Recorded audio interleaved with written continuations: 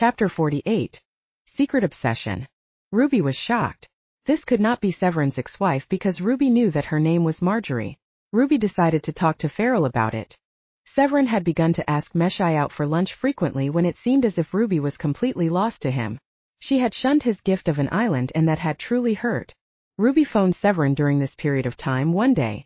"Severin, I understand that you are doing very well in the popularity stakes back in my hometown," she had stated bluntly. "Wait, Ruby. Not so fast. Don't you love that beautiful island I bought you?" Severin had asked, pretending to be shocked at Ruby's anger. "You should have known from the outset that I would never have fallen for that gift because it is very inappropriate. But you cannot blame me for simply being unable to stop loving you?" Severin continued. "I don't believe you and please stop trying to impress Chris and my siblings. Don't you have any dignity?" Ruby asked before she cut the call. Severin was brimming with anger afterwards. "Does your sister know about the impact that she has on the men in her life?" he asked Meshai one day. "I don't know, Severin. I'm too busy trying to determine my impact on life and men," Meshai had said sarcastically responded. "You know that I live mainly for my art."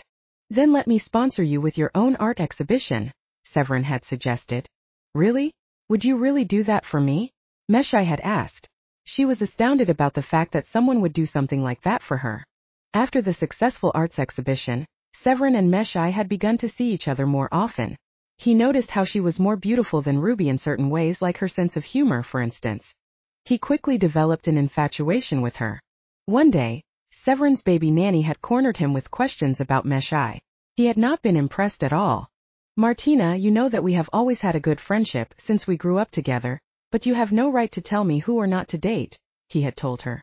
"Well, I happen to know what's good for you," Martina had insisted. "Just hold it, Martina," Severin had responded. "You don't want us to part as enemies, do you?" Severin was blissfully unaware of the fact that Martina has been having obsessive thoughts about him for years now. "There will soon be an end to your wandering ways, my love," she said out loud, while she stood in front of her mirror by herself afterwards.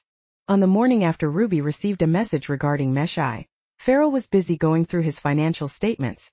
"The business is doing really badly without me," Farrell stated dismally. "Is there anything you can do about it?" Ruby had asked. "I can get back to work and try to save the company, but meanwhile these medical bills are piling up, so I will have to ask my parents to help," Farrell had said with a sigh. This had gotten Ruby to start considering the fact that Farrell might be in financial trouble. She wished that she could help. Ruby was really concerned about what Farrell had said, and could not get it out of her mind. Late that same night an idea hit her. She might be able to help Farrell out of financial trouble, and so he would not have to depend on his parents. She needed to discuss the idea with someone though. She decided that Claude might be the right confidant. Ruby phoned Claude the following morning. "How nice to hear from you, Ruby," Claude had said in greeting. "Now listen, if Farrell's company needs rescuing it might cost millions," Claude responded when Ruby brought up the issue of Farrell's financial trouble. "Where do you intend to get that? Although I hear that Manuel's movie is doing really great at the box office?" Claude asked. "No, it is not going to come from the movie business," Ruby explained. "But I have just realized that I own something of considerably high value," Ruby stated. "What is this asset?" Claude asked, completely intrigued. Ruby then explained all about Severin's obsessions with her, up to the point of buying her an island. "You say he bought you an island?" Claude exclaimed. "Yes, and I have the title deeds to it because Chris sent them to me," Ruby added. "So it must be worth a lot of money. I can sell it to help Farrell." "Chris was a part of this?" Claude exclaimed again. "Apparently, Severin asked Chris to help him win me back," Ruby explained. "Look, Ruby, this can sound like the perfect solution, but if Severin found out that you made full use of the island by selling it, he might want to make some serious claims on you," Claude pointed out. "Do you really think he can do that because these days he is reportedly involved with my younger sister?" Ruby asked. "Now that makes everything even more complex and dangerous," Claude remarked. "If you want my advice, then all I can tell you is to forget about selling that island," Claude said with full conviction. "All right, Claude," Ruby had said. "I will do as you advised, thank you." Farrell eventually accepted financial aid from his family, and Ruby was happy to return to Canada. "We want to have a family meeting tonight, Ruby," Farrell had announced just after Ruby's suggestion of going back to Canada. "Oh, what is it about?" Ruby asked, intrigued. She was already feeling like part of the family. They sat at the dinner table, and before they began to eat, Farrell's father cleared his throat. Ruby looked at him in anticipation. Ruby, my wife, and I just want to express our deep gratitude about the fact that you have put your own interests aside for all these months to help Farrell and us with a very difficult task. It has been a dark road for us, but you have helped to light up our path, Farrell's dad said with a tear running down his cheek. I am only very happy that I could be here, Ruby responded humbly. I would do it all again for Farrell, she added. I am very happy to hear that, Farrell's mother commented. Then I don't think that you would object to Farrell's request. Ruby looked at Farrell with her eyebrows raised. Farrell reached out and took Ruby's hand in his. Would you object to a wedding right here in Spain instead of going back home on your own? Your family members are welcome to join us, Farrell asked in all sincerity. Ruby was overwhelmed and did not know what to say. You don't have to decide now. You can tell us in the morning, Farrell's father suggested. All right then. I will sleep on the idea, Ruby promised as she smiled and looked Farrell steadily in the eyes.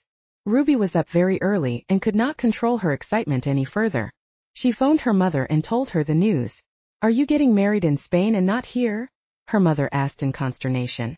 It's only because the place has become like home to me now and Farrell does not want us to spend time apart again, Ruby tried to explain. Besides, the gardens are so stunning here and the house looks like a castle. It is really the perfect setting for a dream wedding, Mom. All right then, if it makes you happy to have it there, then I am also happy, her mother had agreed. Lila was one of Ruby's bridesmaids, because she and Manuel had started dating soon after Ruby left for Spain, since Lila decided to get to know Ruby's hometown after she left to support Farrell in his illness. Ruby had also invited Giselle to sing at the intimate wedding. The gardens were transformed into a fairy tale scene with a glass gazebo for the ceremony. Claude had brought Ruby an exquisite silk gown made by a designer in Tokyo. It was narrow at the waist and spread out wide all the way to the bottom with a long ruffled silk train. Meshai flew in at the last moment and she was also a happy bridesmaid. Lyshchen was pregnant, but she and Chris also attended the wedding. When Ruby had phoned Chris to inform him about Farrell's improving health, Chris had decided that it was time to let her in on what had transpired between himself and Severin over a year ago. Ruby, I have a confession to make, Chris began after clearing his throat nervously. Oh? That's beginning to sound like a familiar line, Ruby had responded. Actually, it's more of an apology, Chris explained. You see, Severin had caused so much fear and panic when he came to visit the village while you were away. He was aware of every detail of my work in the garage. He then asked me to help him get you back, or he would ruin my prototypes in the garage by burning down the entire place. But why didn't you trust me and let me in about the details? Ruby asked in surprise. I thought you did his bidding mainly because you were now business friends. No, Ruby, I could never risk exposing the entire situation to a temper flare-up between yourself and Severin.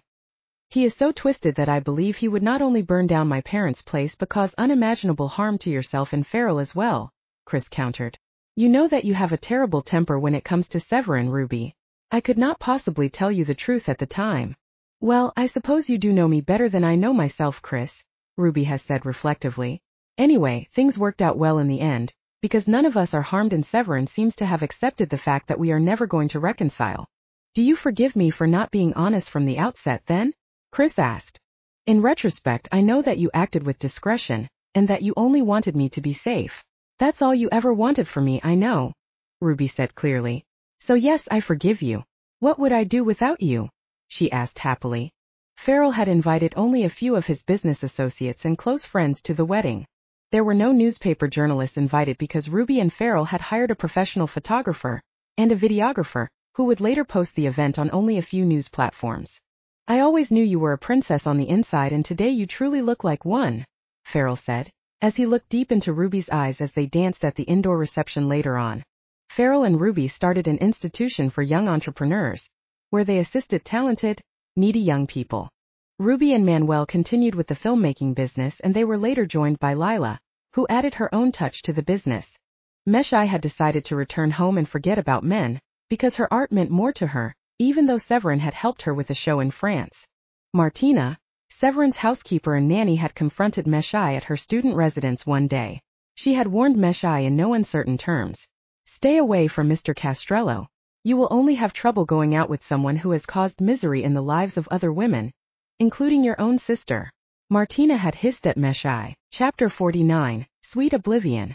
This encounter frightened Meshai and caused her to realize that there were other, reasonably significant people in Severin's life who were prepared to go to great lengths for him.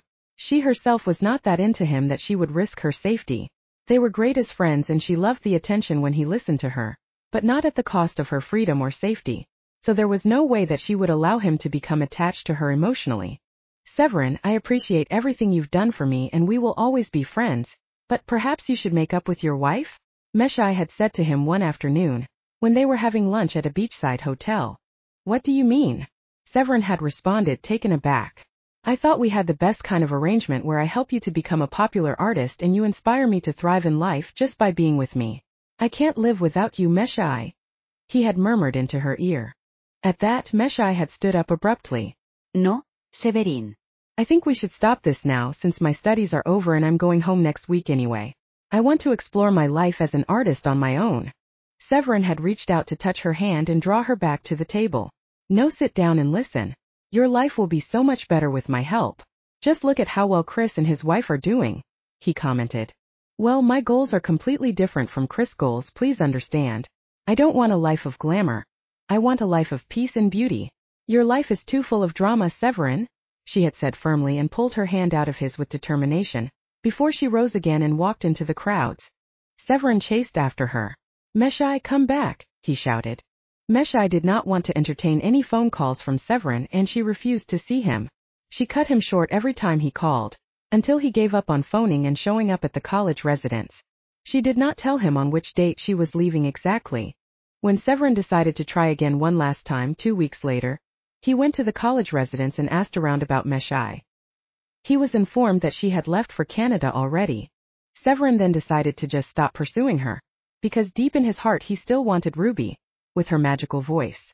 Farrell was doing much better in his health and he enjoyed having a slower pace of work with his company, because he had downsized it. One afternoon, during their 6th month of married life, Ruby received an email from a prestigious music company. They wanted to make a new album with her and send her on a world tour. Ruby did not want such an exposed life anymore. She enjoyed singing to the soundtracks of Manuel's movies, and helping out with ideas for them. With the rest of her time she assisted Farrell with the charity institution. That was enough. I really don't want you to give up on expanding your music career on my behalf, Farrell had said. Yes, but then it's going to take over my entire life again, Ruby had explained. But music is your life, my dear, Farrell had insisted.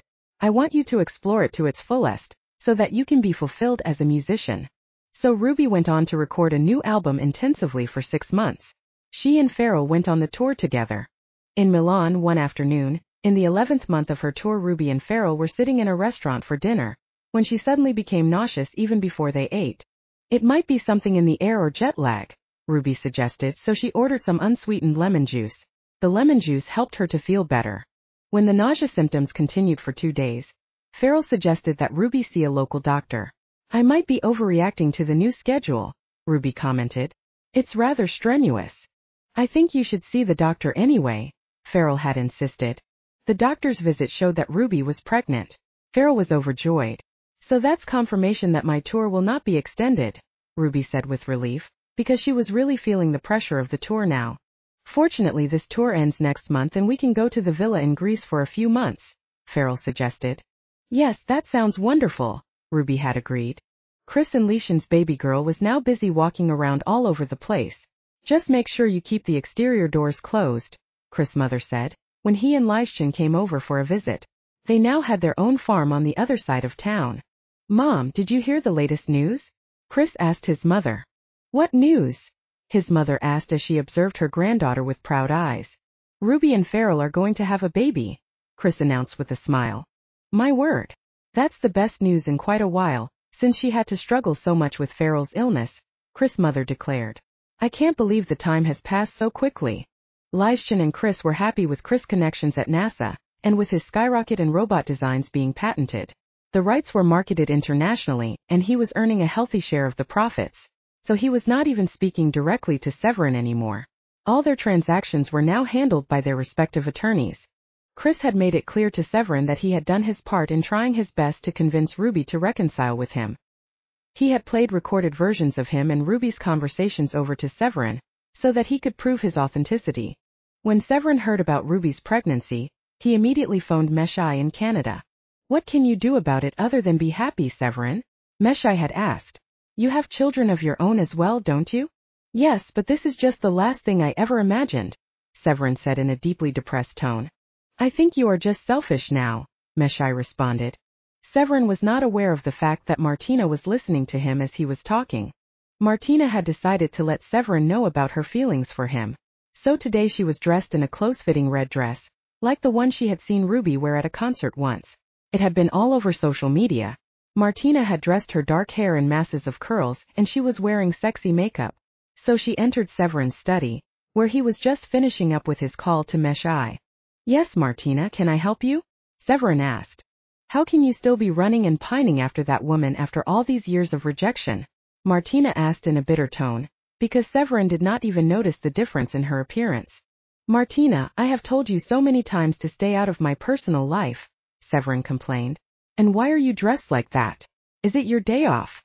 I wish you would open your eyes to reality, because you have no idea what you are missing out on, Martina said before turning around to leave. I don't know what you are referring to, Martina. You know I only ever loved Ruby, Severin declared. Ruby's baby was born in her hometown and her parents were very happy to have her and Farrell there. He looks like his daddy already, Meshai remarked. Ruby could not believe that she had such a beautiful son. She studied his face intently each time, when she was breastfeeding him. Farrell sent the baby's picture to his parents and all his friends. He could not stop showing off. One afternoon, Manuel heard some movement out at the gate, while he was busy trying to listen to a message on his phone, in the garage. So he looked in the direction of the gate and saw a car standing there. Manuel walked towards the car to see if he could offer any assistance. A man was sitting inside of it. Can I help you? Manuel asked. I am searching for a place in this area, the man answered. It's here on the map, he explained further. So Manuel opened the gate and walked over to the man. When he reached the car, the man suddenly got out and pulled out a gun from his jacket pocket. Manuel was so shocked that he remained rooted to the spot. Chapter 50, Final Resort. Now, you and I are going into the house and getting that little baby out of there, the man said in an aggressive tone. Get into the car now, he commanded Manuel further. Manuel's mind was racing. How could he stop this? He thought. This should really not be happening. You are making a big mistake, Manuel said as he got into the other side of the car. Just keep your mouth shut and we will drive in and get that precious little baby, the stranger continued. When they entered the front door, Manuel spotted Ruby having a nap in an armchair. Quiet, the man whispered in Manuel's ear. He was holding the gun at Manuel's back. Manuel walked up the hallway and he realized that Ruby was alone with the baby that day. So this meant that this person has been watching the house all along. Baby Jason was sleeping peacefully in his cot and Manuel wished that he was not going to be the one to remove his innocent nephew from such a place of safety and expose him to some terrible danger. Pick him up carefully so he does not wake up, the man instructed.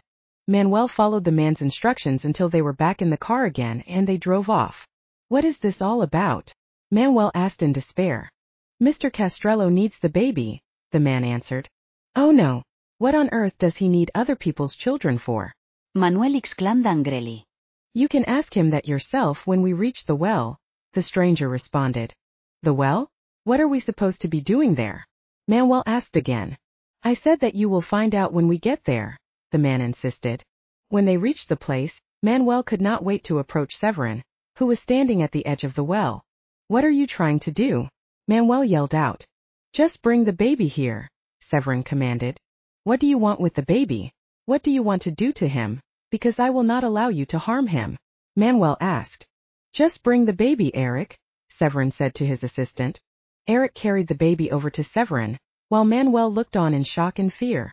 Eric handed the baby to Severin and drove away. Now it's all peaceful and quiet.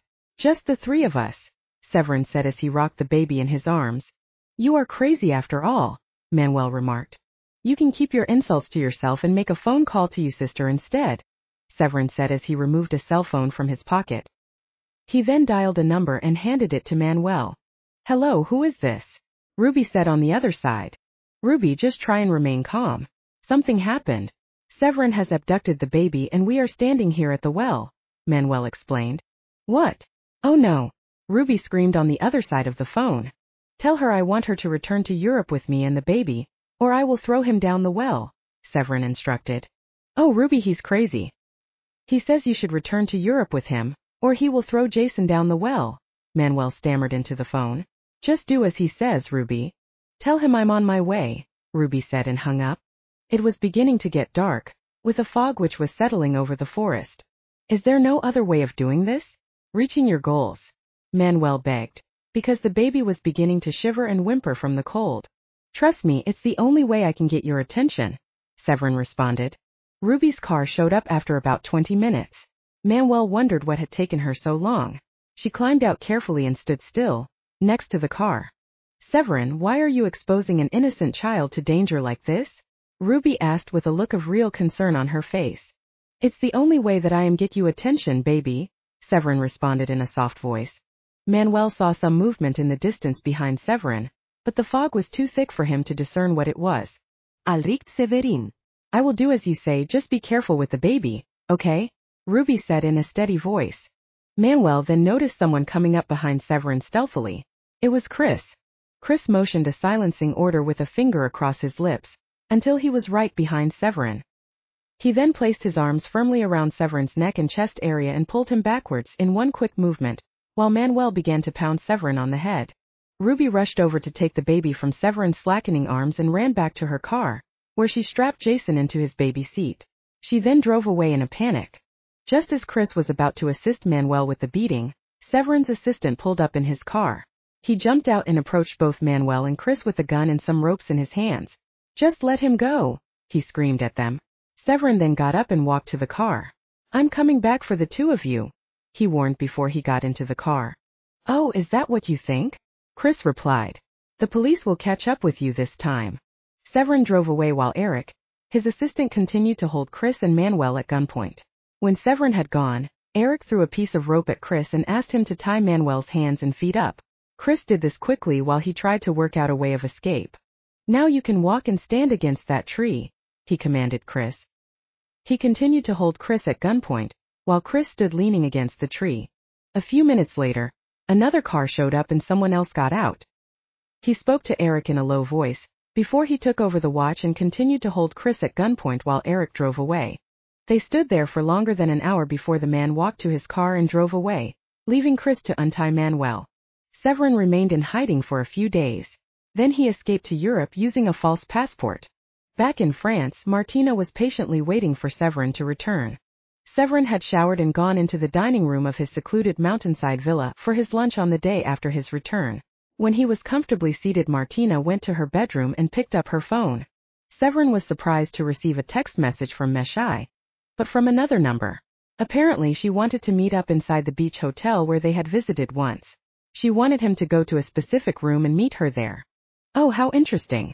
Ruby's sister now wants to meet in a hotel so many months after she left, Severin said to no one in particular, because he was eating alone. He did not notice Martina leave.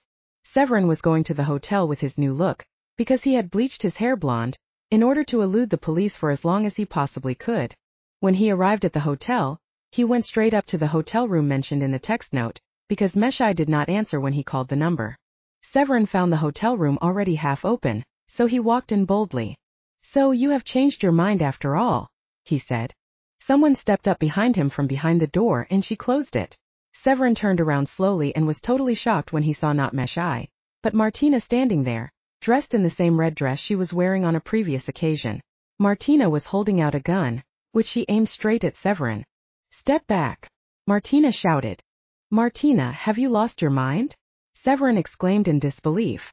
I must have lost my mind long ago, because I had always hoped that you would notice me and appreciate the sacrifices I made for you, Martina said in a low, angry voice. So now I have finally made my decision. Since we could not live together as life partners, we will die together.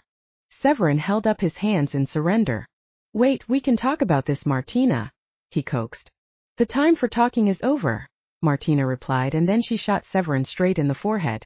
He fell backwards and then Martina turned the gun on herself and shot herself in the head. Ruby and Farrell were shocked when they read about the circumstances of Severin's death in the newspapers. How does he get killed together with his housekeeper? Ruby asked Farrell. Perhaps they were lovers and had a fallout, Farrell said with raised eyebrows. He was rocking his son in his arms, back at his parents' home in Spain, where they were visiting. It very well could be, Ruby said.